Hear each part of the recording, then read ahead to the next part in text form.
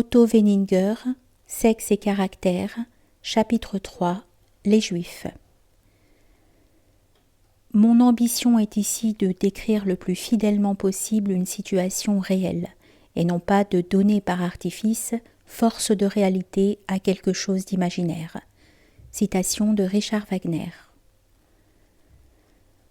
Plus d'un lecteur pensera sans doute que j'ai fait la part belle aux hommes et voulu les placer sur un piédestal. Sans aller jusqu'à recourir à des arguments faciles comme celui de dire que l'épicier ou le truand seraient étonnés d'apprendre qu'ils sont une monade et ont ainsi l'univers en eux, on me reprochera non seulement d'avoir montré de l'indulgence pour le sexe masculin, mais encore d'avoir choisi de ne parler que de ses grands côtés au détriment de ses petits. Or ce reproche me semblerait injustifié. Il s'est agi pour moi non d'idéaliser l'homme afin de faire mieux ressortir la différence qui le sépare de la femme, mais de montrer que ses meilleures possibilités, qui négligées, provoquent en lui douleur ou haine, manquent et manqueront toujours aux femmes, et non d'examiner les différences qu'il y a à cet égard entre les hommes, bien que je ne m'en cache pas l'intérêt. Mon but était de dire ce que la femme n'est pas, et je crois avoir montré combien il lui manque en effet un très grand nombre de qualités qui, même chez l'homme le plus grossier, n'ont jamais totalement disparu.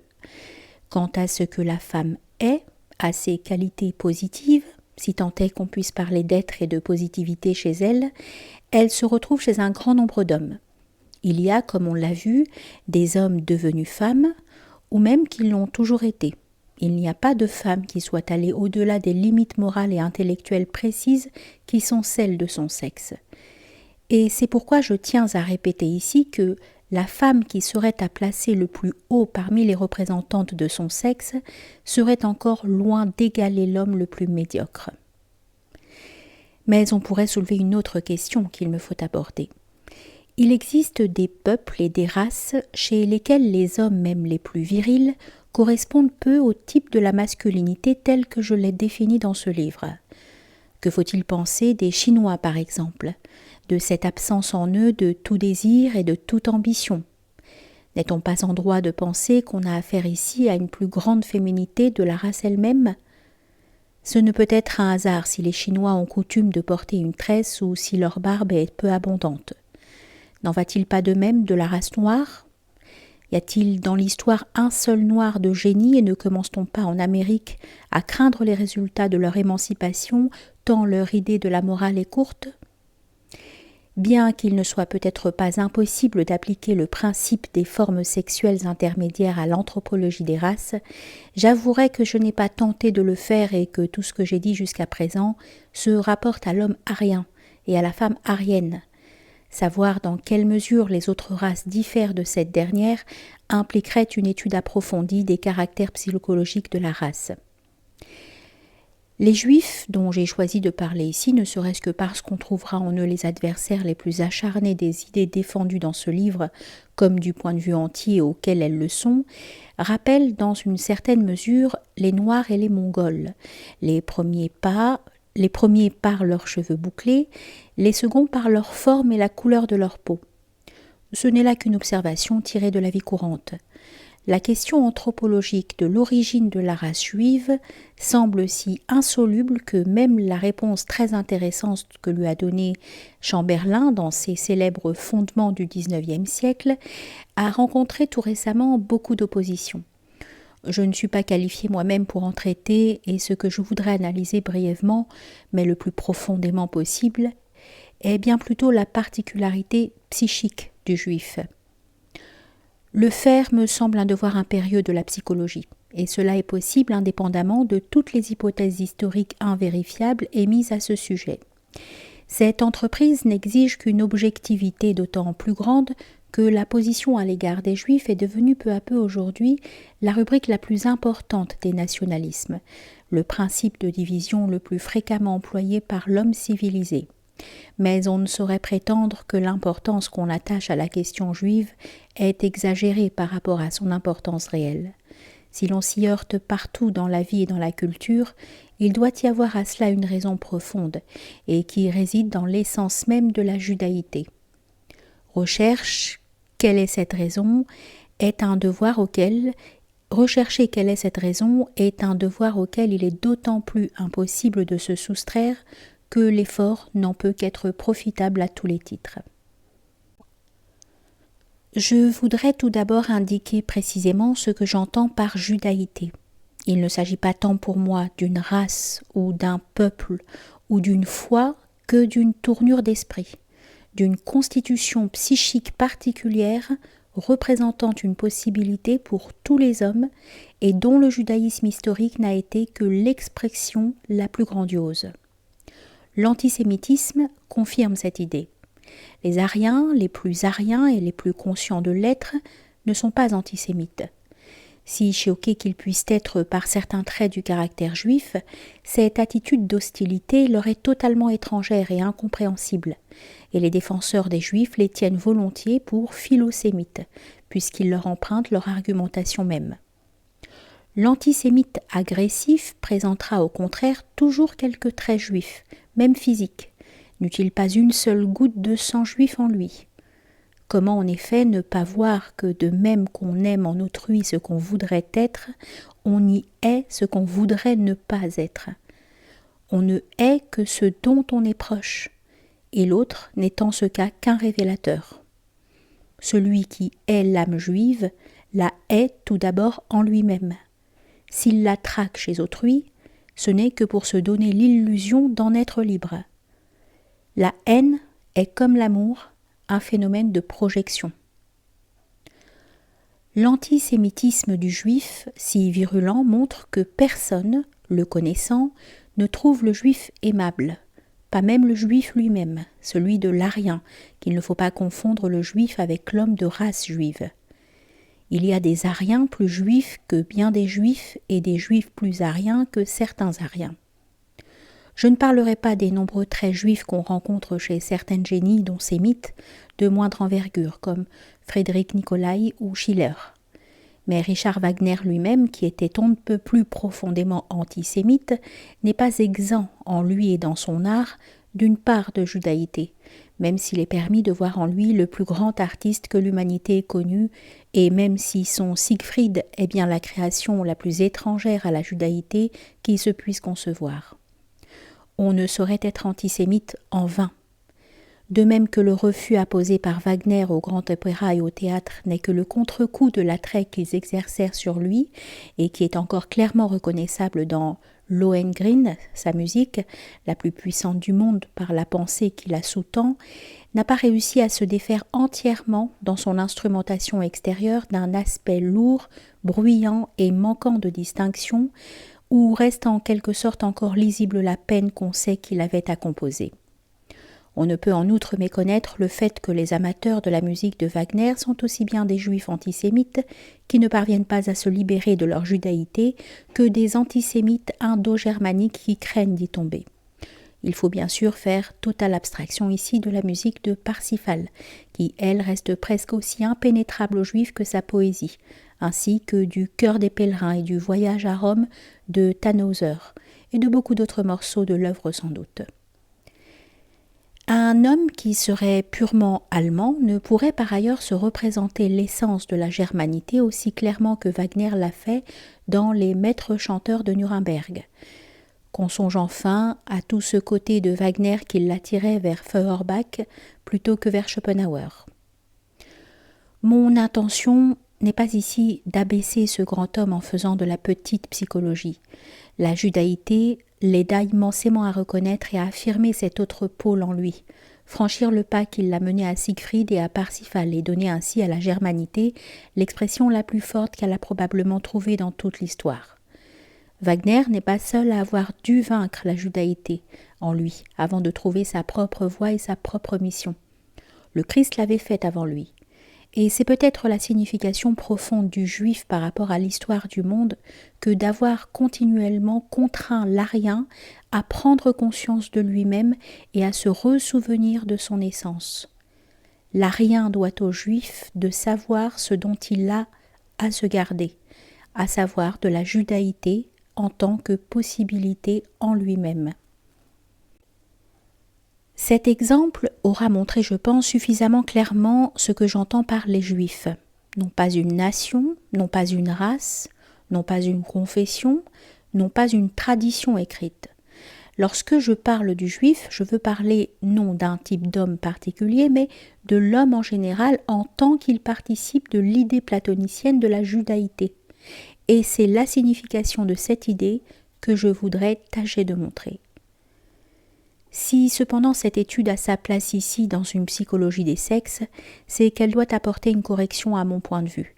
Quiconque a réfléchi à la fois sur la femme et sur les juifs aura pu constater, non sans étonnement, combien le juif est pénétré de cette féminité dont on a vu plus haut qu'elle n'est rien de plus que la négation de toutes les qualités masculines. On pourrait à partir de là être tenté d'attribuer aux juifs plus de féminité qu'à l'arien, et même de concevoir une sorte de mot grec platonicienne entre le juif et la femme. Il va sans dire que ce serait une erreur. Mais comme un très grand nombre de caractères qui nous ont semblé exprimer le plus profondément l'essence de la féminité se retrouvent chez les Juifs. Il est indispensable de bien marquer ici quelles sont ces ressemblances et jusqu'où elles vont. Citons pour commencer ce fait que les Juifs, comme les femmes, préfèrent les biens mobiliers aux biens immobiliers, et cela aujourd'hui encore, alors même qu'ils ont obtenu la liberté d'acquérir les seconds. Et malgré leur sens du profit, ne connaissent pas le besoin de la propriété, du moins dans son sens fort, celui de propriété foncière. Propriété au sens d'avoir est étroitement liée à propriété au sens d'être, c'est-à-dire à caractère et à individualité. C'est ce qui explique la fascination juive du communisme. Il faut en effet distinguer le communisme, dont l'idéal est la communauté, du socialisme, qui recherche la coopération sociale et veut seulement que l'humanité se reconnaisse en chaque homme. Le socialisme est arien. Owen, Carlyle, Ruskin, Fichte. Le communisme, juif, Marx.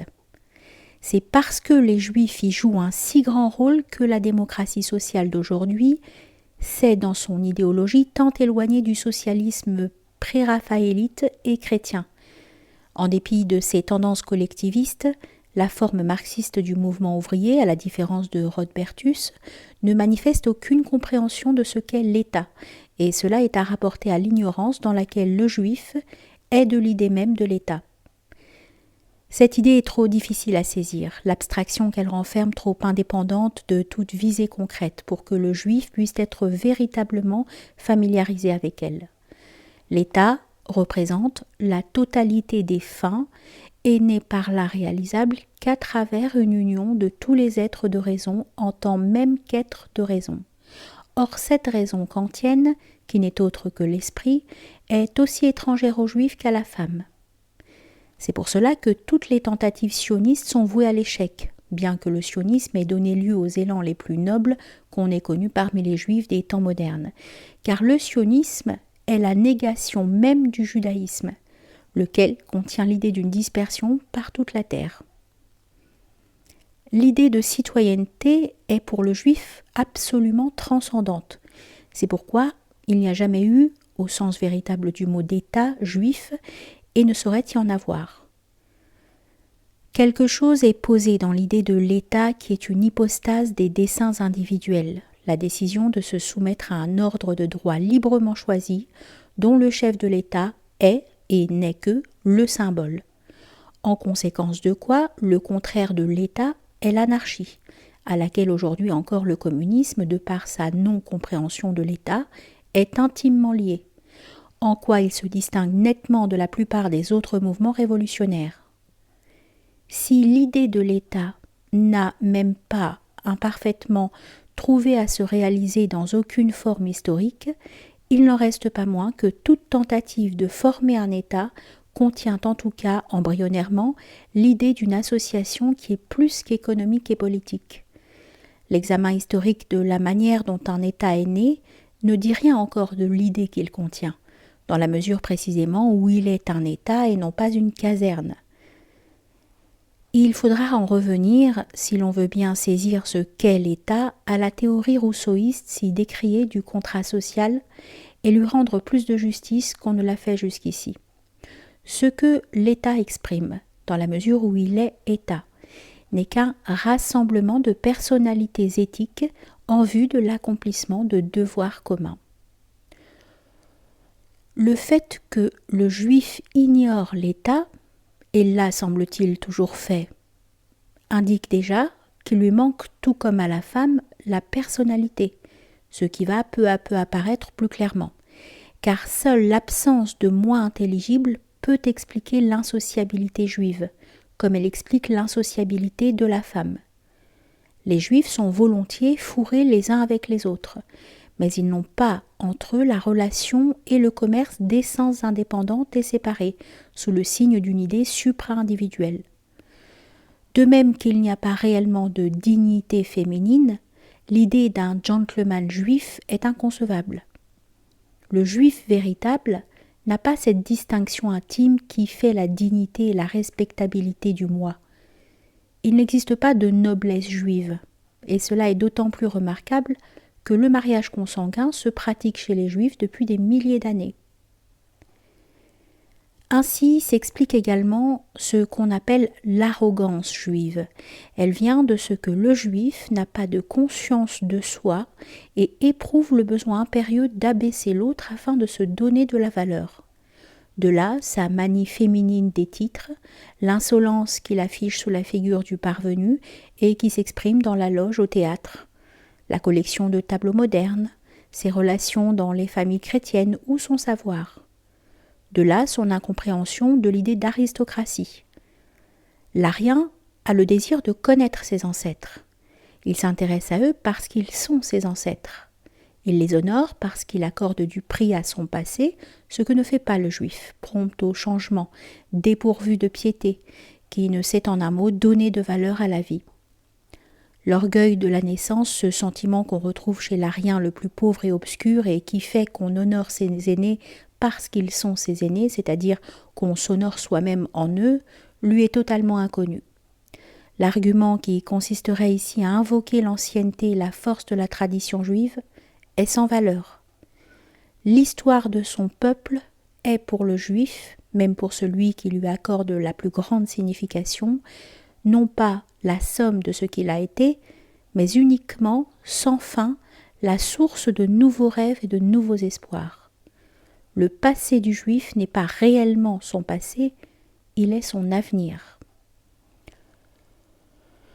On a souvent prétendu expliquer les défauts de la mentalité juive, et cela non seulement du côté juif, par l'oppression subie par le peuple juif, l'état de servitude où il a été réduit durant tout le Moyen-Âge et jusqu'au XIXe siècle. C'est l'Arien qui aurait créé chez le juif l'esprit servile. Et il y a bien des chrétiens pour qui le juif est ainsi un reproche vivant. Mais il est naïf de croire que l'homme puisse être au cours des générations modifié du seul fait d'influences extérieures sans que rien en lui-même s'y soit prêté. La possibilité de l'hérédité de qualités acquises n'a pas encore été montrée, et il est plus certain chez l'homme que chez tous les autres êtres vivants que le caractère de l'individu comme de la race reste constant. L'homme n'est pas fabriqué par son milieu. Si l'homme change, ce n'est peut-être que de l'intérieur à l'extérieur. Ou alors ce n'est pas un changement réel, comme on le voit chez la femme qui reste néant après comme avant. Comment d'ailleurs peut-on penser même à une formation historique du juif quand déjà l'Ancien Testament raconte sans l'ombre d'une désapprobation comment Jacob, fondateur de la race, trompa tout à la fois son père, dépouilla son frère de ses droits et vola son beau-père. C'est cependant avec raison que les défenseurs des Juifs feront valoir que ces derniers, même proportionnellement, commettent moins de crimes graves que les Ariens. Le Juif n'est pas à proprement parler anti-moral, mais il faut ajouter qu'il ne représente pas le type éthique le plus élevé. Il est bien plutôt relativement amoral, ni très bon, ni très méchant, et tout au plus commun. Il n'y a dans le judaïsme ni ange, ni démon, ni personnification du bien, ni personnification du mal. Ni l'existence du livre de Job, ni la figure de Bélial, ni le mythe du jardin d'Éden ne suffisent à prouver le contraire.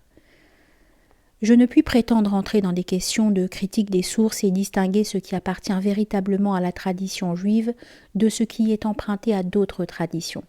Ce qu'en revanche je sais, c'est que ni les anges, ni les démons, ni le ciel, ni l'enfer ne jouent le moindre rôle. Si donc le juif n'atteint pas au plus haut sommet de la moralité, il recourt également beaucoup moins souvent que l'arien au meurtre et à la violence. Et c'est par là seulement qu'on parvient à comprendre clairement la signification de cette absence en lui de toute crainte d'un principe du mal.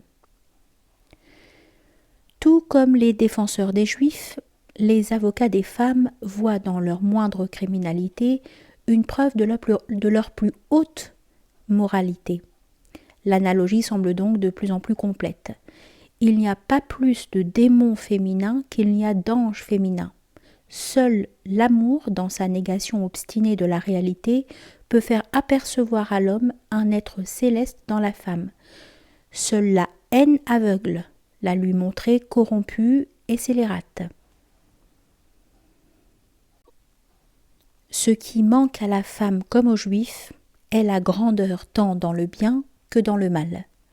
Le principe du bien et le principe du mal tels que les entend la philosophie de la religion de Kant sont présents tous deux chez l'arien, tout en ne cessant pas d'être bien distincts l'un de l'autre.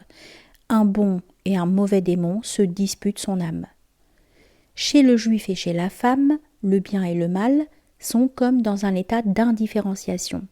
Et dans cette perspective, il semble en effet bien probable que les rares éléments susceptibles d'évoquer une croyance au diable dans la tradition juive ont été empruntés au parsisme et à Babylone. Les Juifs ne sont donc pas comme les Ariens des individualités libres, maîtresses d'elles-mêmes, choisissant librement entre la vertu et le vice. Les Ariens apparaissent spontanément au regard de chacun comme une société d'individus. Les Juifs comme un ensemble d'un seul tenant, un plasmodium unique. L'antisémitisme a vu dans cet ensemble une cohérence consciente et voulue et parlé de solidarité.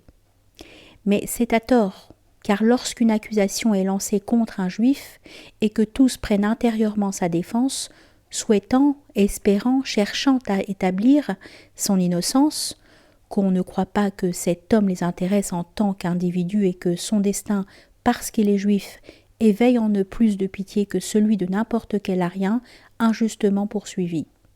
Seul les conduit à prendre son parti le sentiment que la judaïté est menacée, la crainte que le coup n'en retombe sur l'ensemble des juifs, ou mieux sur la juivité même, que l'idée même de juivité en ressorte ternie.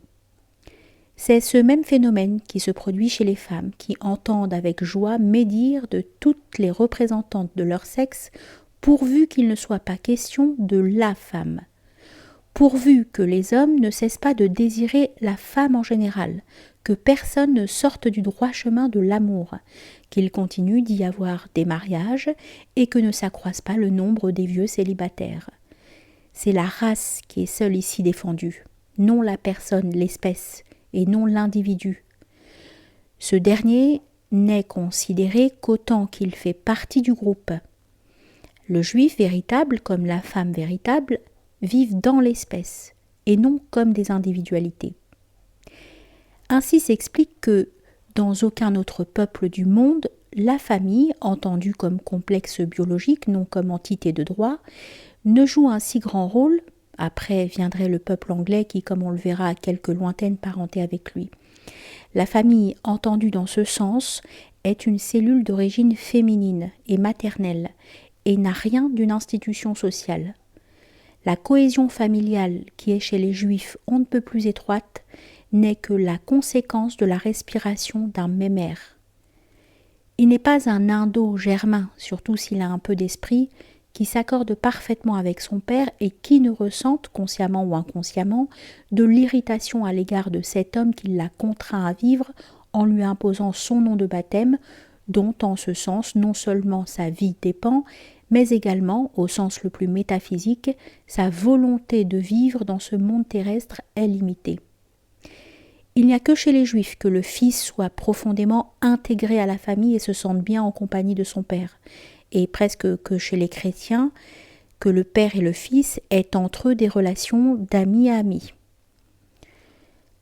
Les filles, même des familles aryennes, cherchent davantage que celles des familles juives à échapper à l'emprise du milieu familial et choisissent plus souvent que celles-ci une profession qui les éloigne de leurs parents.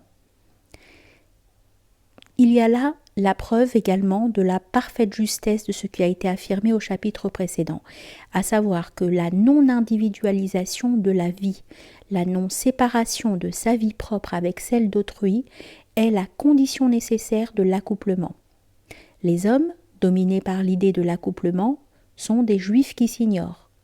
Et c'est là en définitive le point de rencontre le plus frappant qu'on puisse relever entre la féminité et la judaïté.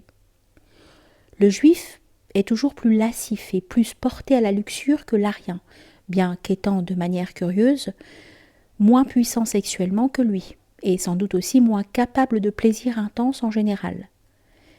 Les juifs font les meilleurs intermédiaires matrimoniaux du monde, et nulle part la profession n'est aussi répandue parmi les hommes que chez eux.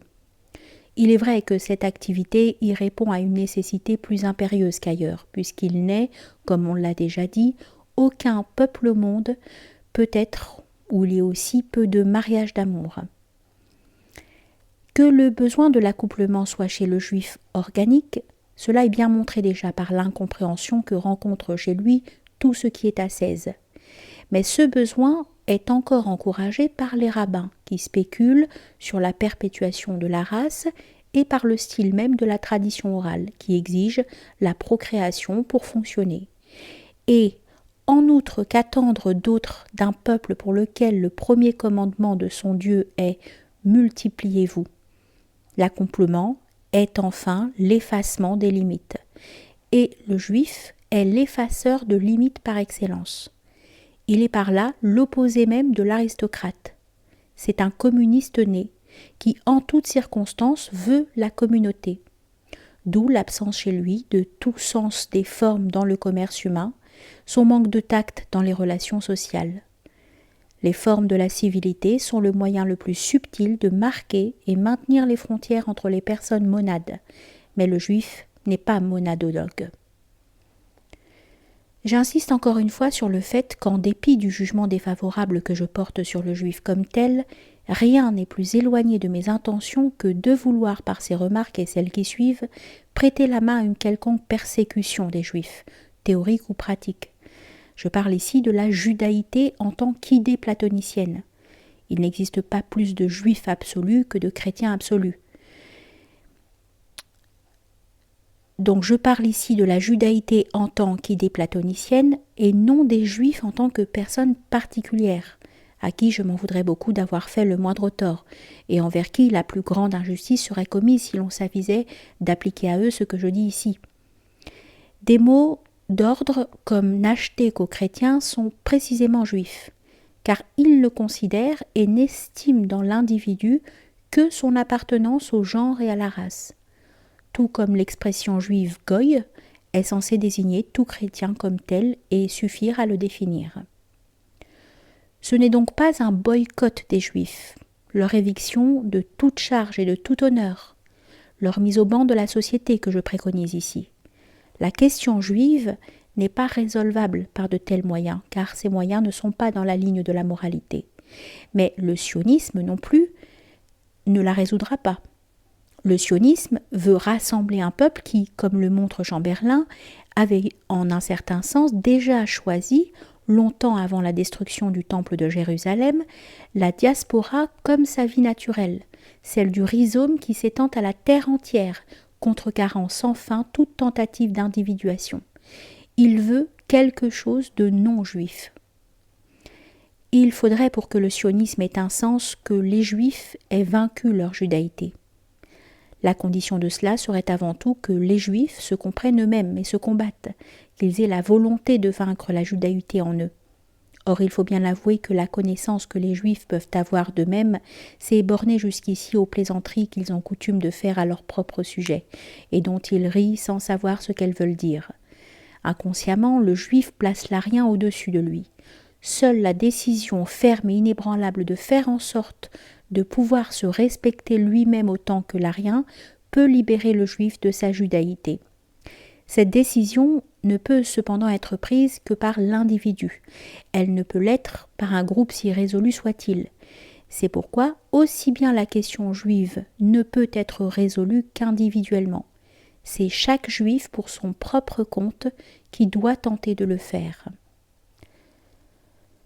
Le juif sorti victorieux de ce combat, le juif chrétien, obtiendrait de plein droit alors d'être jugé comme l'arien, comme un individu et non plus comme appartenant seulement à une certaine race, puisque précisément son effort moral l'aurait élevé au-dessus de celle-ci. Il n'aurait pas non plus à craindre que quiconque s'oppose à ses prétentions désormais parfaitement fondées. L'arien ne demande qu'à respecter le juif. Son antisémitisme n'est ni un plaisir ni un jeu. C'est pourquoi il n'aime pas que le juif l'entretienne des juifs. Et celui qui le fait doit encore moins s'attendre peut-être à trouver grâce devant ses yeux qu'aux yeux des juifs eux-mêmes, si susceptibles pourtant à cet égard. L'arien ne souhaite pas le moins du monde voir le juif justifier son antisémitisme en se faisant baptiser.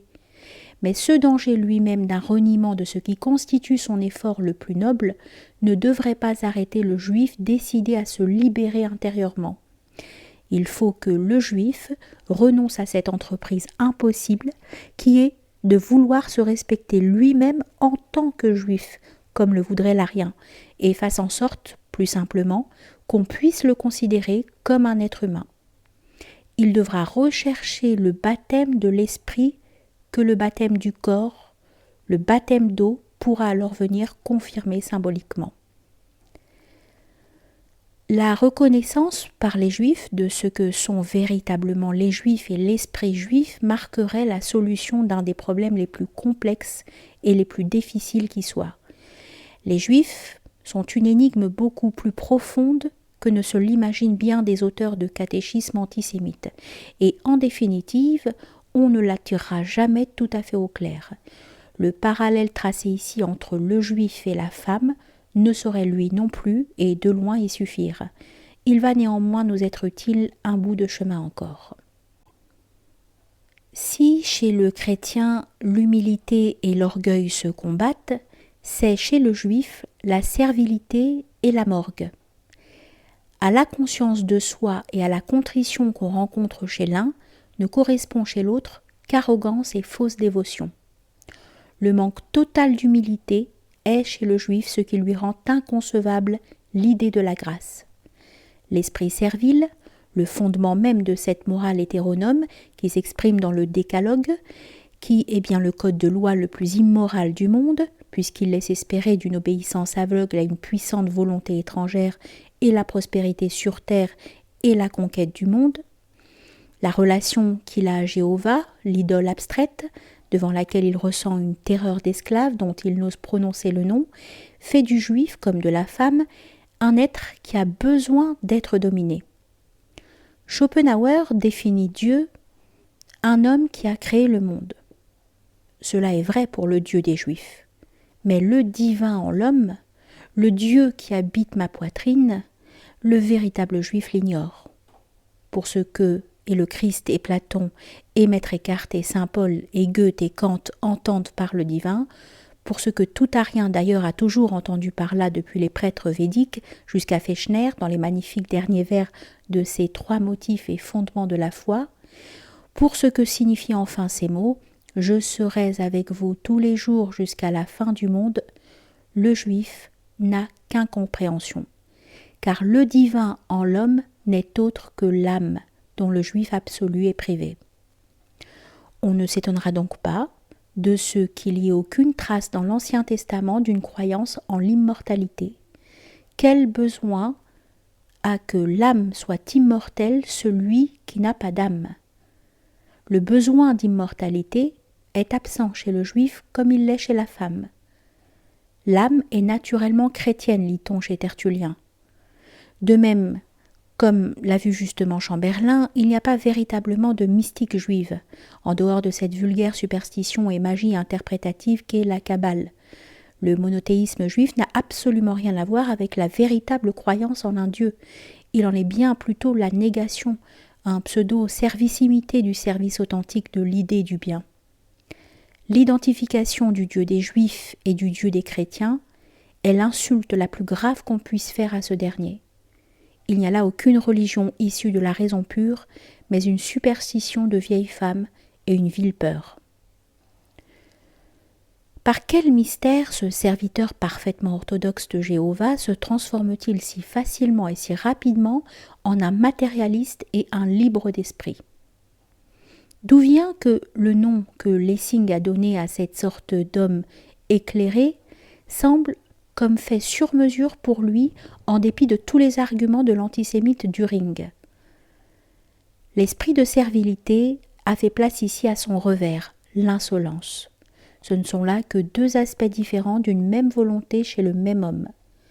L'arrogance à l'égard des choses qui ne sont ni ressenties ni même pressenties comme des symboles d'un au-delà d'elles-mêmes, le manque de tout respect au sens de la verucundia romaine devant les phénomènes de la nature est sans conteste ce qui a conduit à cette conception juive et matérialiste de la science, aujourd'hui hélas dominante, et qui s'est mise à ne plus tolérer à ses côtés aucune philosophie. Si l'on considère, comme il faut le faire, la juivité comme une idée, qui peut se trouver réalisée plus ou moins aussi bien chez l'Arien, on ne se fera plus scrupule de ne voir dans l'histoire du matérialisme que la manifestation de l'essence de la judaïté.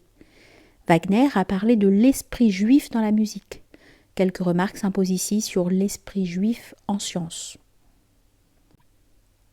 Les Juifs ont aussi bien toujours été séduits par toutes les conceptions matérialistes et mécanistes du monde, de même qu'ils se sont emparés avec ferveur du darwinisme et de la ridicule théorie de l'ascendance simiesque de l'homme. De même, ils atteignirent presque au niveau de la création, en se faisant les premiers, les champions de cette conception économique de l'histoire qui expulse totalement l'esprit de son développement. Et comme ils furent jadis les plus enragés partisans de Büchner, on les voit s'enflammer aujourd'hui pour les théories d'Oswald. Ce n'est pas un hasard si la chimie est aujourd'hui leur domaine d'élection, comme elle fut par le passé celui de leurs cousins les Arabes. La fuite dans la matière, le besoin de tout ramener à elle, suppose l'absence de moi intelligible et sont donc essentiellement juifs. C'est encore l'influence de l'esprit juif qui a fait que la médecine, que les juifs sont si nombreux à pratiquer, a pris le tour qu'elle a pris aujourd'hui. Depuis toujours, et tant qu'elle avait reposé sur l'emploi de moyens de guérison naturelle, dont, de manière significative, les Juifs n'ont jamais rien voulu savoir. La médecine avait été liée à la religion. La fonction du médecin était remplie par le prêtre. Les Juifs ont conduit la médecine dans la voie de la chimie. Or, il est évident qu'on ne parviendra jamais à l'organique par l'inorganique, mais seulement au second par le premier. Fechner et Preyer ont raison, qui font dériver le mort du vivant et non l'inverse.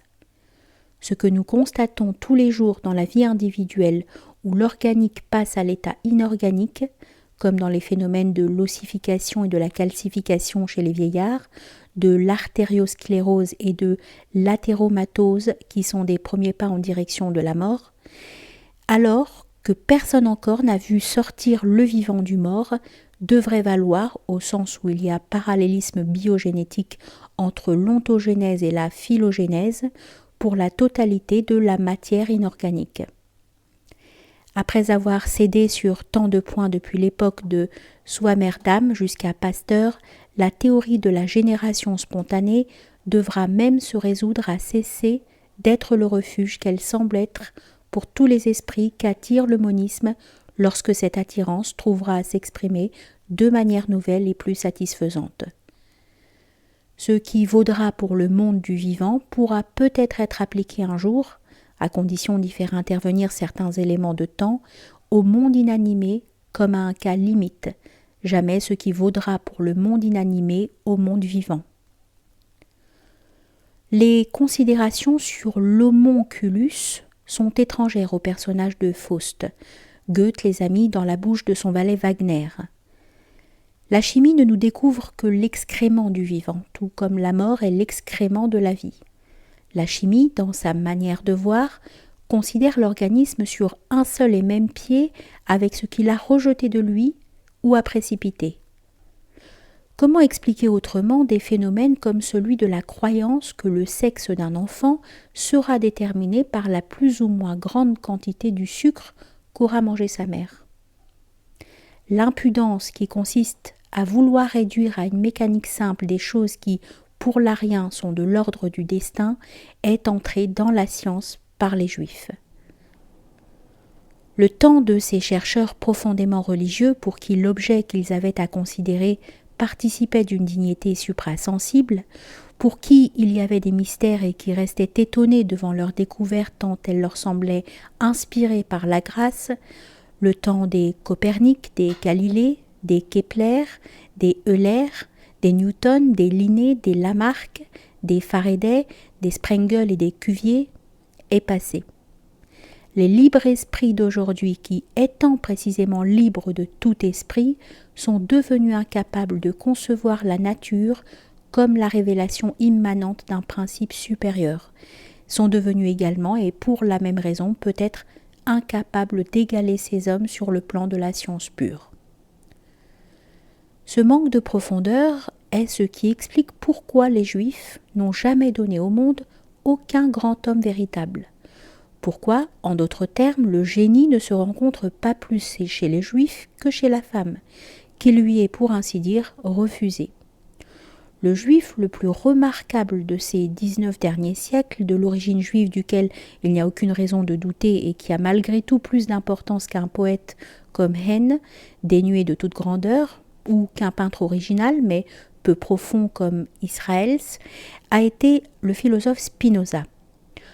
Or, on a fait de Spinoza beaucoup trop de cas, non pas parce qu'on avait lu ses œuvres, mais simplement parce qu'il se trouve qu'il est le seul penseur qui ait jamais été étudié attentivement par Goethe.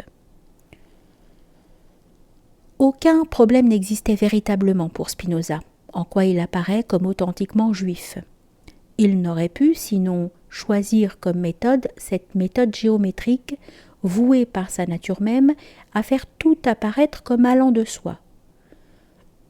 Son système était pour Spinoza une tour de protection dans laquelle il se retirait pour n'avoir pas à penser à lui-même, car aucun homme ne l'a moins fait que lui. Et c'est aussi pourquoi Goethe, qui fut l'homme qui a pensé le plus et le plus douloureusement à lui, pouvait y trouver de l'apaisement. Car l'homme véritablement grand ne fait dans toutes ses pensées que penser à lui-même. Et aussi certainement que Hegel a eu tort de voir dans l'opposition logique une opposition réelle. Aussi certainement le problème même le plus rigoureusement logique est-il psychologiquement lié, chez le penseur à un tant soit peu profond, à un puissant conflit intérieur. Le système de Spinoza, dans son monisme et son optimisme absolu, et dans son harmonie parfaite dont Goethe a fait son remède, est le contraire d'une philosophie d'homme fort. C'est une philosophie de fermeture, une philosophie d'homme malheureux cherchant le bonheur et ne le trouvant pas, par manque total d'humour. Spinoza fait preuve dans toute son œuvre du plus pur esprit juif et fait voir en même temps clairement quelles en sont les limites. Je pense ici non tant à son incompréhension de l'idée de l'État et à son adhésion à cette idée hobbésienne selon laquelle l'État primitif de l'humanité aurait été un état de guerre de tous contre tous, qu'à son incompréhension encore plus grande du libre arbitre. Le juif est toujours esclave et donc toujours déterministe. Et surtout à l'idée fondamentale qui est la sienne que les individus ne sont que des accidents, non des substances, que des modes non réels d'une substance seule réelle, infinie et étrangère à tout processus d'individuation. Le juif n'est pas monadologue. C'est là l'abîme qu'il y a entre un Spinoza et un Leibniz, et à plus forte raison encore entre un Spinoza et un Bruno, dont la prétendue parenté se fonde sur des rapprochements si superficiels qu'ils sont à la limite du grotesque. Mais le manque de génie évite aux Juifs comme à la femme, en même temps que de connaître et le bien radical et le mal radical, de connaître la bêtise radicale. La sorte d'intelligence qu'on reconnaît aux Juifs comme à la femme n'est due qu'à un état d'alerte de leur plus grand égoïsme, ou encore une infinie capacité d'adaptation à des buts purement extérieurs, car ils n'ont, l'un comme l'autre, aucun critère de la valeur en eux et ne connaissent ni l'un ni l'autre de règne des fins. C'est pourquoi leurs instincts naturels sont aussi plus sereins, ce qui leur est une aide précieuse dont l'arien manque lorsque l'idée suprasensible a déserté son intelligence. Arrêtons-nous ici également un instant à l'analogie si souvent faite depuis Richard Wagner entre les Juifs et les Anglais. Il ne fait en effet pas de doute que de tous les peuples germaniques, ce sont les Anglais qui se rapprocheraient le plus des Sémites. Leur orthodoxie, leur stricte observance du Shabbat le montrent déjà. La religiosité des Anglais est souvent proche de la fausse dévotion, leur ascétisme, de la pruderie. Ils n'ont pas plus produit que les femmes en général dans les domaines de la musique et de la religion qui sont liés, puisqu'il se peut y avoir à la limite des poètes irreligieux. Un musicien irreligieux est presque une contradiction dans les termes. De même, les Anglais n'ont donné au monde aucun grand architecte, ni aucun grand philosophe. Berkeley, Swift et Sterne sont des Irlandais. Erigen, Carlyle et Hamilton, comme Burns, des Écossais. Shakespeare et Shelley, les plus grands des Anglais, sont encore loin de représenter les sommets de l'humanité et sont incomparables à Michel-Ange ou à Beethoven. Et il suffit de prendre les philosophes anglais pour voir que depuis le Moyen-Âge et de Guillaume d'Occam et Duns Scott à Hartley, Priestley, Bentham, les 2000, Lewis, Huxley et Spencer, en passant par Roger Bacon et son homonyme le chancelier Hobbes, lui-même si proche de Spinoza et le fade Locke, c'est d'eux qu'est toujours venue la réaction contre tout ce qui s'est affirmé de profond dans l'histoire de l'Occident. Dans cette liste sont déjà cités les plus grands noms de la philosophie anglaise. Adam Smith et David Hume étaient écossais. N'oublions pas que c'est d'Angleterre que nous est venue la psychologie sans âme. L'anglais en a imposé à l'allemand par son empirisme rigoureux et son réalisme politique théorique et pratique, mais c'est là toute son importance pour la philosophie. Aucun penseur profond ne s'en est tenu à l'empirisme. Aucun penseur anglais n'en est sorti. Mais l'anglais ne se confond pas avec le juif. Il y a beaucoup plus de transcendant chez l'anglais que chez le juif. Mais il préfère aller du transcendant à l'empirique que de l'empirique au transcendant. Il ne serait pas sans cela si plein d'humour alors que le juif en est dénué. Je sais combien le rire et l'humour sont un sujet difficile. Difficile comme tout ce qui est purement humain et non pas animal dans l'homme, et au point que ni Schopenhauer ni même Jean-Paul n'ont réussi à en parler de manière convaincante. L'humour est aux premiers abords divers. Pour beaucoup, il semble signifier une forme subtile de compassion aux maux d'autrui et à ses propres maux. Plus rares sont ceux qui y voient l'expression d'une sorte de pathos de la distance, conscient de lui-même chez les êtres par ailleurs absolument non pathétiques. Mais ces définitions ne le font pas saisir dans ce qu'il a d'unique.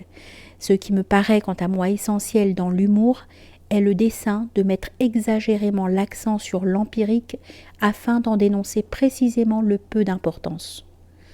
Tout ce qui est là devant soi réalisé est fondamentalement risible.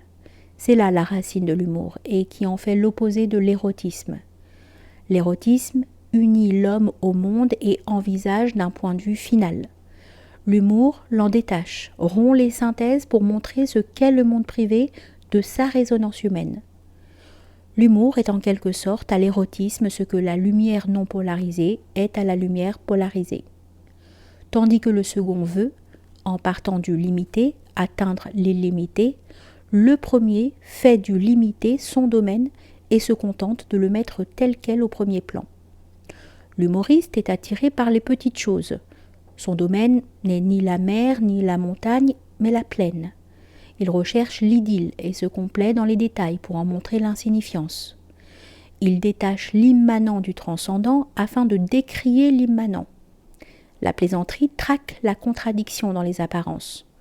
L'humour va plus loin.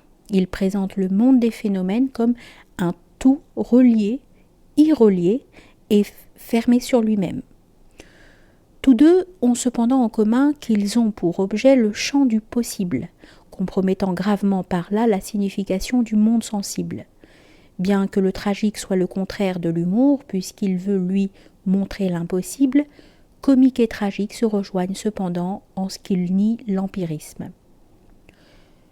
Le juif, qui n'a pas, comme l'humoriste, fait le détour par le suprasensible, ni ne veut l'atteindre comme l'homme de désir, n'a aucune raison de voir se déprécier pour lui le monde du donné. À aucun moment, la vie ne lui apparaîtra comme un songe ou une histoire de fou. D'autre part, connaissant des valeurs plus hautes qu'il ne laisse entendre à première vue, l'humour est par son essence même tolérant. La satire, qui est son opposé, est quant à elle essentiellement intolérante, et c'est elle qui convient à la vraie nature du juif comme de la femme. Les juifs sont comme les femmes, à la fois dépourvus d'humour et railleurs. Rome a même connu une femme auteure de satire du nom de Sulpicia. Étant intolérante, la satire est vite insupportable en société, alors que l'humoriste, qui sait lui éviter que les choses sans importance où toutes les petitesses et mesquineries prennent trop de place dans son esprit et dans celui d'autrui, est un hôte apprécié partout. Car l'humour, comme l'amour, lève les obstacles. Le mode de comportement qu'il implique est éminemment favorable à la vie sociale, c'est-à-dire à la communauté inspirée par un idéal supérieur. Le juif est aussi bien peu social, tandis que l'anglais l'est on ne peut plus. Le parallèle du juif et de l'anglais ne peut même donc être poussé aussi loin que celui du juif et de la femme. Les deux ont été faits dans l'histoire du conflit ouvert depuis longtemps autour de la question juive, et c'est pourquoi je les reprends ici. Wagner lui-même, qui n'a cessé de s'intéresser aux problèmes juifs, ne voyait pas seulement dans les Anglais des juifs, autour de son personnage de Kundry, qui est peut-être la figure féminine la plus profonde de toute l'histoire de l'art, plane, à n'en pas douter encore, l'ombre du juif errant. Un autre fait semblerait montrer l'existence d'un lien étroit entre le juif et la femme, c'est qu'aucune femme au monde ne représente mieux, même aux yeux des Ariens, l'idée de la femme que la femme juive, qu'on songe seulement à Die Jundin von Toledo de Grillparzer. Mais cela n'est dû qu'à ce que l'élément métaphysique chez l'homme joue pour la femme arienne le rôle d'un caractère sexuel et qu'elle est donc, pour ainsi dire, modelée par ses convictions religieuses. Il est vrai qu'il n'y a que des chrétiens et que les chrétiennes sont une fiction. Mais si la femme juive peut sembler représenter plus parfaitement que l'arienne aussi bien les deux pôles de la féminité, la mère et l'odalisque, Cypris et Cybèle, c'est que l'homme qui est son complément et donc qui l'a faite ce qu'elle est, l'homme par qui elle a été créée, a lui-même moins de transcendance en lui. Ce par quoi en réalité le juif se rapproche le plus de la femme est son extrême adaptabilité. Les talents de journaliste des juifs, la mobilité de leurs pensées, l'absence en eux de tout mouvement de réflexion authentique et original, tout cela autorise à dire du juif ce qu'on dit plus haut de la femme, qu'il n'est rien et par là même peut tout devenir. Le juif est un individu, mais il n'est pas une individualité. Il ne connaît par vocation que les formes inférieures de la vie et ne ressent pas le besoin d'une survie personnelle. Il lui manque l'être vrai, immuable et métaphysique. Il n'a pas part à la vie supérieure et éternelle. Mais la comparaison entre le juif et la femme s'arrête justement là. Ce ne rien être et tout pouvoir devenir est chez eux différent. La femme est la matière que sa passivité rend susceptible de recevoir n'importe quelle forme. Chez le juif, il y a incontestablement au départ une certaine agressivité. Sa réceptivité ne lui vient pas de sa sensibilité aux impressions de l'extérieur. Il n'est pas impressionnable que l'arien. Il n'est pas plus impressionnable que l'arien, mais de la souplesse qui le fait s'adapter de lui-même à toutes les circonstances et à toutes les exigences, à toutes les sociétés et à toutes les races, et jouer, comme le parasite, à chaque fois pour son hôte, un personnage différent, tout en ne se transformant jamais lui-même. Il s'assimile à tout et s'assimile tout, et ainsi, Loin qu'il se mette sous la domination d'autrui, c'est lui qui se le soumet. En outre, si la femme n'a pas le sens du concept, le juif en est éminemment doué, d'où son goût de la jurisprudence totalement étranger à la femme. Cette orientation conceptuelle de la pensée du juif exprime également son caractère actif, bien que cette activité ne soit pas celle, créative par elle-même, de la volonté libre et supérieure. Le juif est éternel de la même manière que la femme, c'est-à-dire non comme personnalité, mais comme représentant de sa race. Mais s'il n'est pas indépendant, alors que l'arien l'est, sa dépendance est différente par sa nature de celle de la femme. Ce qui me semble résumer l'essence la plus profonde du juif est son irréligiosité. Ce n'est pas le lieu d'analyser ici le concept de religion. Je vise en elle ici l'aveu et la reconnaissance par l'homme de tout ce qui est vie éternelle en lui et qui ne peut se prouver ni se déduire. Or, le juif est par excellence un homme sans foi. La foi est l'acte par lequel l'homme accède à l'être. La foi religieuse ne fait que se rapporter plus particulièrement à l'être non limité dans le temps, l'être absolu, qu'elle appelle, elle, vie éternelle. Le juif n'est rien pour cette raison profonde qu'il ne croit rien.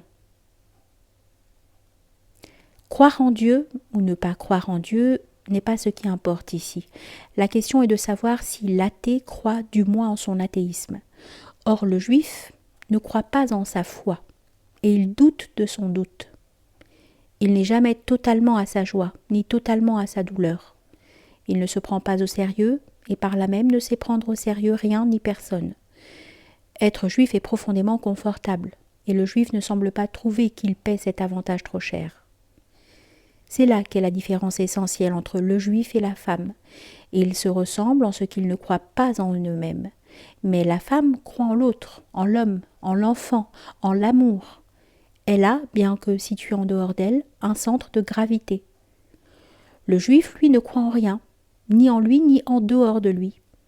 Même à l'étranger, il ne fait pas de racines. Et son manque absolu de stabilité est ce qu'exprime symboliquement son mépris ignorant des biens fonciers et sa préférence pour le capital mobile. La femme croit en l'homme, à l'homme en dehors d'elle et à l'homme en elle-même, et peut ainsi se prendre elle-même au sérieux.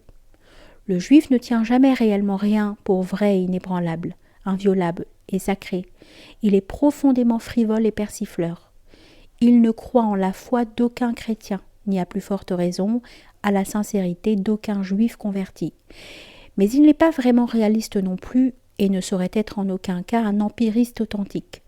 Il me faut à ce sujet revenir sur quelques-unes des vues émises plus haut et que j'ai prises en partie chez Jean Berlin. Le juif n'est pas véritablement immanentiste, comme le philosophe empiriste anglais, car le positivisme de l'empiriste pur suppose la foi en l'achèvement possible de tout le savoir humain dans la sphère du sensible, c'est-à-dire en la possibilité d'un système cohérent de la science pure. Or le juif ne croit pas au savoir. Et pourtant il n'est pas sceptique, car il n'est pas convaincu non plus de la vérité du scepticisme. Alors que même un système aussi résolument anti-métaphysique que l'est celui d'Avenarius montre encore une certaine solennité apportée à l'exactitude et que les vues les plus relativistes d'Ernest Mach sont toutes empreintes d'une foi quasi religieuse. Le juif est non religieux dans le sens le plus étendu du terme. Or la religion, ou la dévotion vraie, n'est pas une simple attitude parmi d'autres ou opposée à d'autres. Elle est la base sur laquelle tout repose. On croit généralement que le juif est prosaïque simplement parce qu'il manque d'élan, de désir d'aller à la source de l'être. Et c'est à tort. Toute vraie culture, tout ce qu'un homme tient pour vérité, tout ce qui fait même qu'il y a pour lui une culture, une vérité et des valeurs en général, a pour fondement la foi et suppose la dévotion. Et la dévotion ne s'exprime pas seulement dans le domaine mystique et religieux. Elle est ce qui rend possible tout savoir et tout doute, c'est-à-dire toute pensée humaine profonde. Elle apparaît aussi bien dans l'exaltation que dans le réalisme terre-à-terre, le plus haut enthousiasme que le plus profond sérieux. Le juif ne se livre jamais à l'enthousiasme, mais il n'est jamais sobre non plus. Il n'est ni extatique ni sec. S'il ne connaît pas davantage les ravissements du corps que ceux de l'esprit, s'il n'est pas alcoolique par exemple, il n'en est pas moins à 1000 lieues de la raison froide et calme. Sa chaleur est un échauffement et sa froideur est hésitante.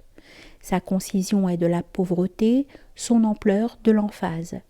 Lorsqu'il veut exalter des sentiments, il ne s'élève guère au-dessus du pathétique, et lorsqu'il s'engage sur les voies de la pensée abstraite, il le fait encore avec agitation et tremblement. Enfin, il est aussi pressé de connaître qu'il en ressent peu le besoin profond.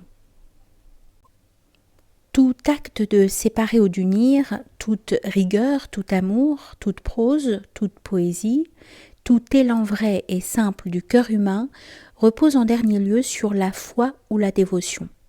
La foi n'a pas besoin, pour être la foi, de se rapporter, comme chez le génie, à une entité métaphysique. La foi religieuse étant le mouvement par lequel on se pose soi-même et le monde avec soi. Elle peut se rapporter à un être empirique. Elle n'en reste pas moins la foi en un être, une valeur, une vérité, un absolu. Comme cette définition très large de la religion et de la dévotion pourrait prêter à toutes sortes de malentendus, je voudrais encore la préciser. La dévotion ne se rencontre pas seulement chez celui qui a trouvé Dieu, mais également chez celui qui le cherche, non seulement chez les grands confesseurs de leur foi, comme Handel ou Fechner, mais chez les grands quêteurs de Dieu, comme Lenot ou Dürer. Elle n'est pas forcément contemplation incessante de l'univers comme tel, comme chez Bach, mais peut également s'exprimer, comme chez Mozart, dans une attitude générale de religiosité à l'égard des choses de la vie. Enfin, elle n'est liée à l'existence d'aucun fondateur de religion. Le peuple le plus pieux du monde, les Grecs, ce peuple dont la piété a fait la culture grecque, qui est la plus grande qui ait existé, n'a pas connu de fondateur de religion. Il n'en avait pas besoin. La religion est création de l'univers, et tout ce qui dans l'homme est n'est que par la religion. Le juif n'est donc pas l'homme religieux qu'on a souvent voulu voir en lui, mais l'homme irréligieux par excellence. Faut-il poursuivre ? Dois-je démontrer combien la foi du juif est tiède, au point que la religion juive est la seule qui ne connaisse pas le prosélytisme et où les convertis qu'elle fait néanmoins soient un objet de ridicule ? Dois-je insister sur le caractère formel de la prière juive, sur son manque de toute ardeur, rendu inévitable par son caractère répétitif ? Dois-je rappeler enfin ce qu'est la religion juive, non une doctrine du sens et du but de la vie, mais une tradition historique, résumée dans la commémoration de la traversée de la mer Rouge, c'est-à-dire culminant dans un remerciement adressé par le lâche qui fuit au Tout-Puissant qui le protège dans sa fuite ? N'en ai-je pas suffisamment dit pour qu'on voie combien le juif est l'homme le plus éloigné qui soit de toute religion et de toute foi religieuse ? L'acte de se poser soi-même et le monde avec soi, où réside l'essentiel de la foi religieuse, lui est en effet inconnu. Toute foi est héroïque. Or le juif ne connaît ni le courage, ni la crainte comme sentiment de la foi menacée. Il n'appartient ni au royaume de la lumière, ni à celui de l'ombre. Ce n'est donc pas, comme le croit Chamberlain, la mystique, mais bien la dévotion qui manque le plus aux Juifs. S'il pouvait être au moins matérialiste ou évolutionniste, convaincu, mais il n'est pas critique, il est censeur. Et il n'est pas sceptique au sens du doute méthodique de Descartes par lequel on cherche justement à atteindre à la certitude, mais ironiste, à la Henri N. Et ce n'est pas un hasard si je ne puis citer là qu'un non-juif. Le criminel lui aussi est dénué de piété, sans Dieu, mais cela entraîne sa chute et en fait un désespéré. Le juif, lui, n'est jamais désespéré. Il n'est pas non plus un révolutionnaire au sens propre du mot, comme l'est par exemple le français.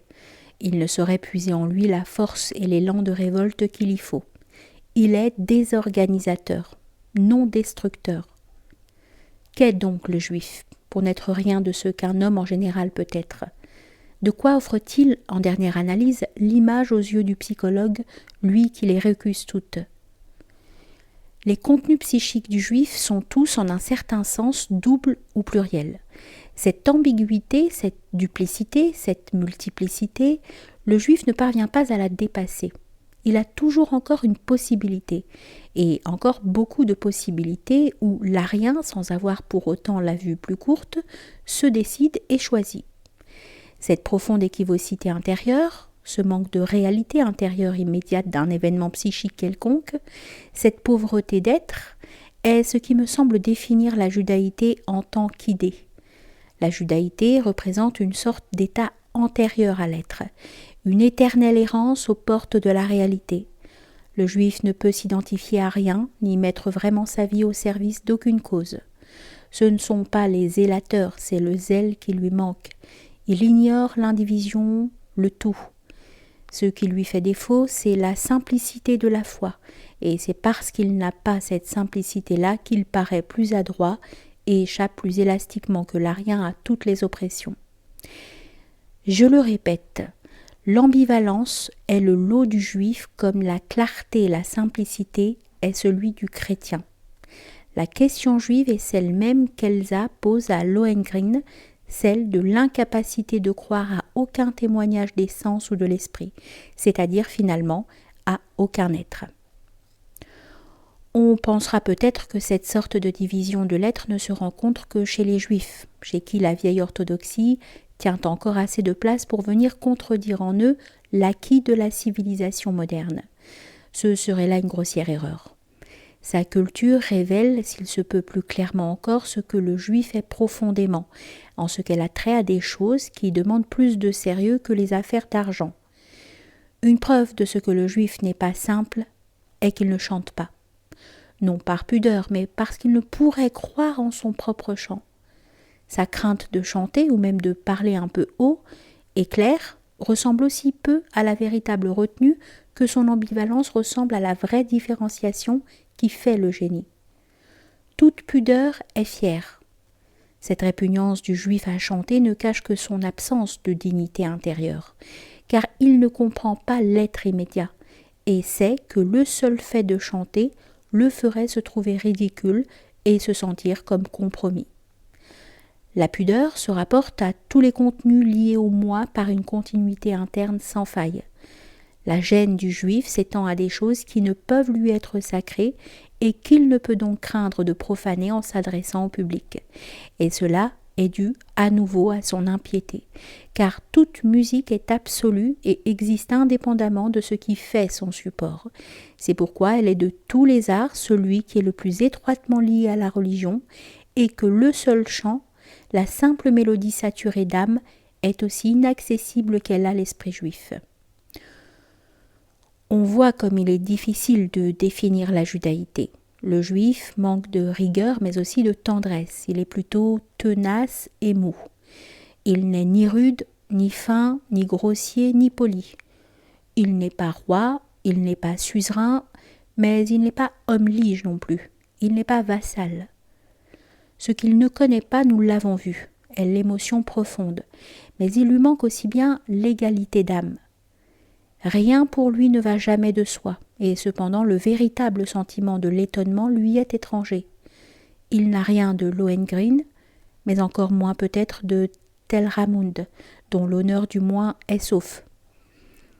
Il est ridicule comme étudiant en goguette et mauvais comme bourgeois, incapable aussi bien de gravité excessive que de légèreté insouciante.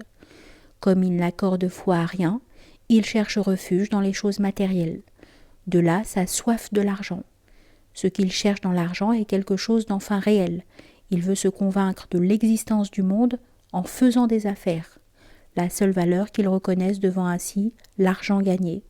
Mais il n'est pas non plus un véritable homme d'affaires, car il y a dans son attitude quelque chose d'improbable et de fragile qui, dans ce domaine même, est encore le reflet de son manque total d'identité intérieure. Juif est donc une catégorie et ne peut psychologiquement se définir de manière plus précise. La judaïté signifie métaphysiquement un état antérieur à l'être et psychologiquement, c'est-à-dire pour l'introspection, une profonde équivocité interne, une absence de toute conviction, une incapacité d'aimer au sens le plus général, c'est-à-dire de se donner sincèrement à quelqu'un ou à quelque chose. L'érotisme juif est sentimental, l'humour juif satirique. Mais la satire est par essence sentimentale, tout comme l'humoriste est un amoureux à l'envers. La satire qui en dit trop est fausse, ainsi l'humour a ce même sourire duplice qui est celui de la sentimentalité et qui se lit sur la physionomie juive. Un sourire si heureux, ni heureux ni douloureux, ni fier ni grimaçant, mais qui exprime comme corrélat physiologique de cette ambiguïté interne l'empressement à entrer dans toutes les vues et dans toutes les raisons, au mépris de ce respect dû à soi-même qui est le fondement de toutes les autres. Je crois maintenant avoir montré suffisamment clairement ce que j'entends essentiellement par le caractère juif pour rendre impossible toute interprétation faussée de ma pensée. Le personnage du roi Hakon dans Les Héritiers de la Couronne d'Ibsen, son docteur Stockman dans L'ennemi du peuple, pourrait le faire si besoin était plus clairement encore. Ce qui reste à jamais inconcevable à la pensée juive est l'être immédiat, la grâce divine, le chêne, la trompette, le motif de Siegfried, la création libre du moi par le moi, le mot « je suis ». Le juif est véritablement l'enfant maudit de Dieu sur terre, et il n'y a aucun juif qui ne souffre d'être juif, c'est-à-dire fondamentalement, sans foi.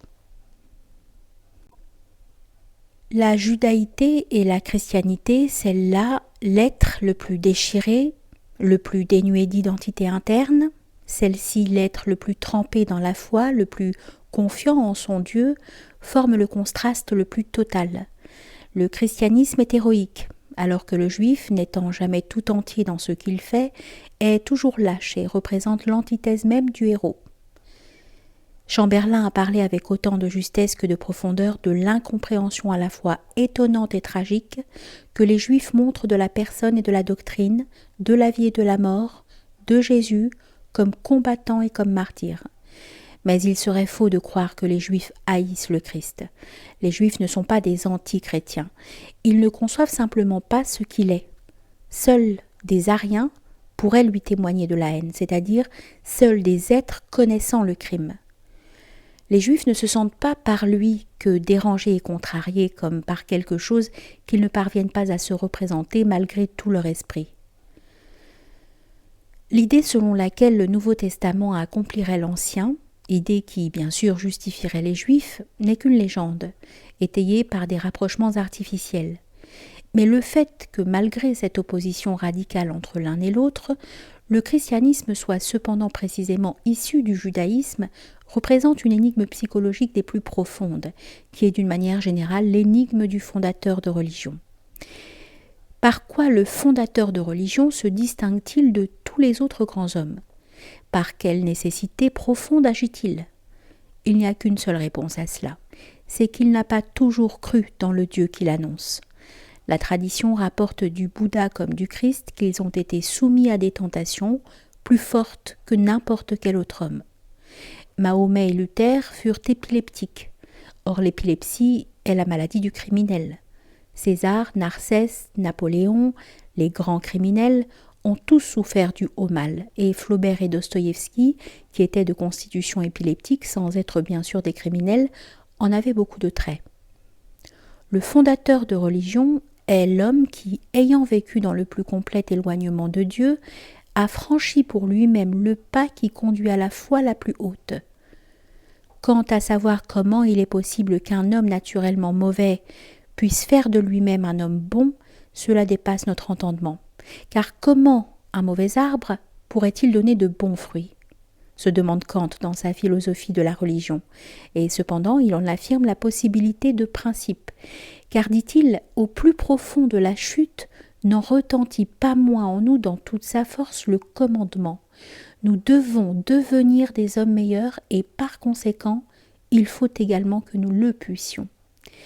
Cette possibilité inconcevable d'une renaissance complète de l'homme, ce mystère suprême, est devenu réalité dans les 6 ou 7 hommes dont sont nées les grandes religions de l'humanité. C'est par là que ces hommes sont autre chose que des hommes de génie. L'homme de génie est naturellement disposé au bien.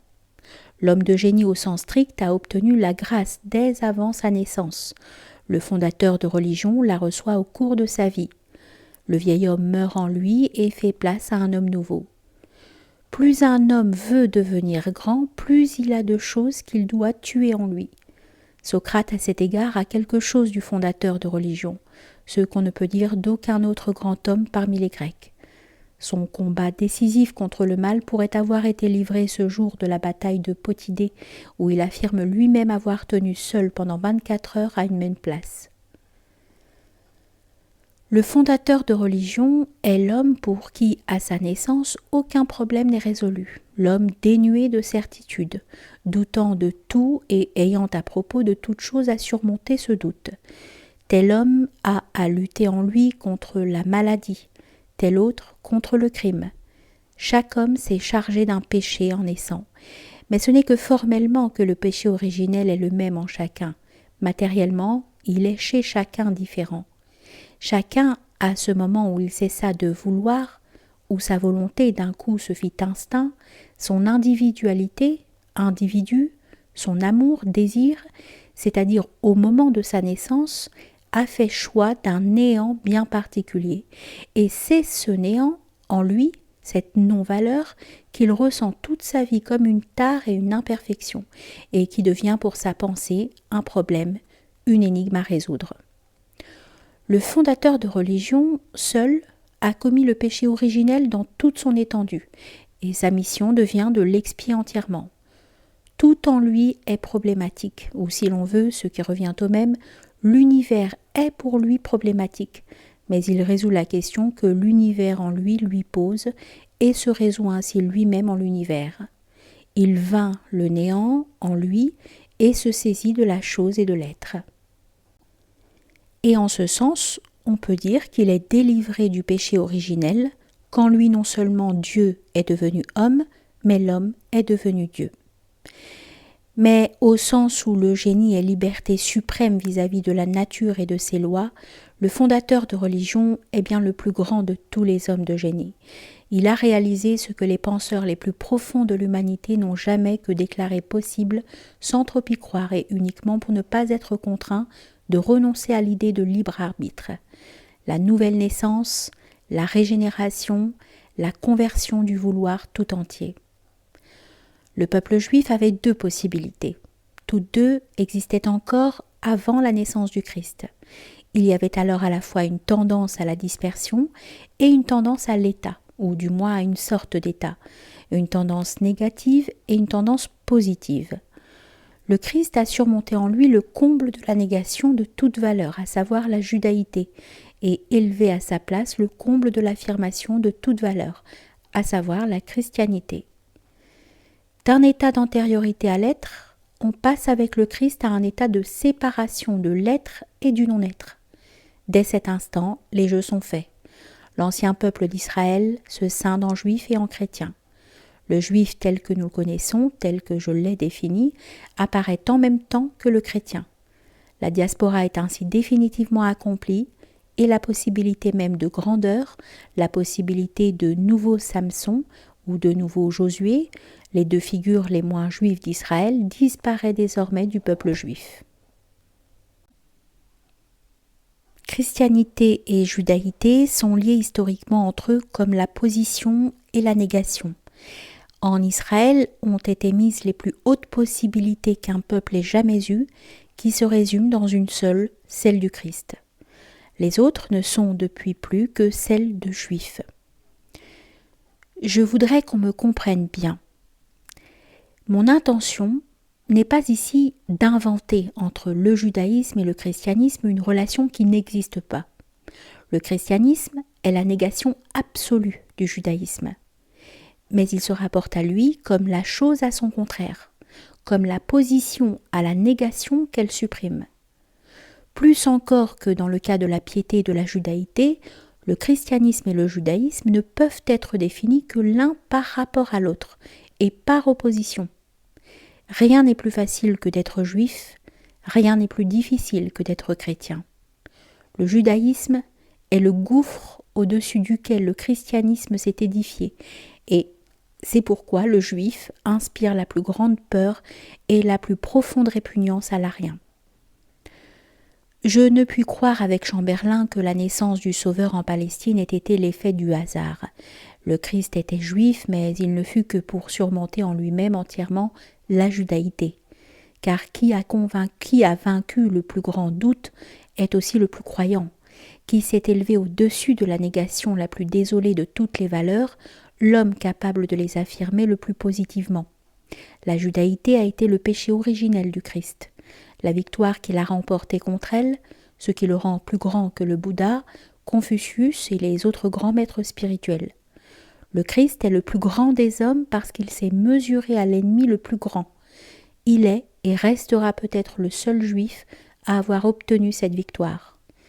Le premier et le dernier juif absolument chrétien. Mais peut-être y a-t-il encore aujourd'hui dans le peuple juif la possibilité du Christ. Et même le prochain fondateur de religion devra-t-il peut-être lui encore passer par le judaïsme. De là seule la longévité du peuple juif qui a survécu à tous les peuples. Sans une croyance au moins, les Juifs n'auraient pu subsister et traverser les siècles. Et cette seule croyance, cette seule foi, est le sentiment obscur, caché et cependant extrêmement sûr qu'il y a en eux, malgré tout, l'espérance de quelque chose. Ce quelque chose est précisément le Messie, le Sauveur. Le Sauveur des Juifs doit les sauver de la judaïté. Tout peuple réalise une pensée bien précise, une idée qui n'appartient qu'à lui, et c'est pourquoi toute nation finit par disparaître. Le peuple juif seul ne réalise aucune idée particulière. S'il pouvait réaliser quelque chose, ce ne pourrait être que l'idée en soi. De la Judée doit naître l'homme-dieu. C'est là ce qui explique la force vitale des Juifs. Les Juifs vivent des chrétiens dans un tout autre sens, encore que dans celui du profit qu'ils en tirent. Les Juifs n'ont d'autre détermination métaphysique que de servir de socle fondateur de la religion.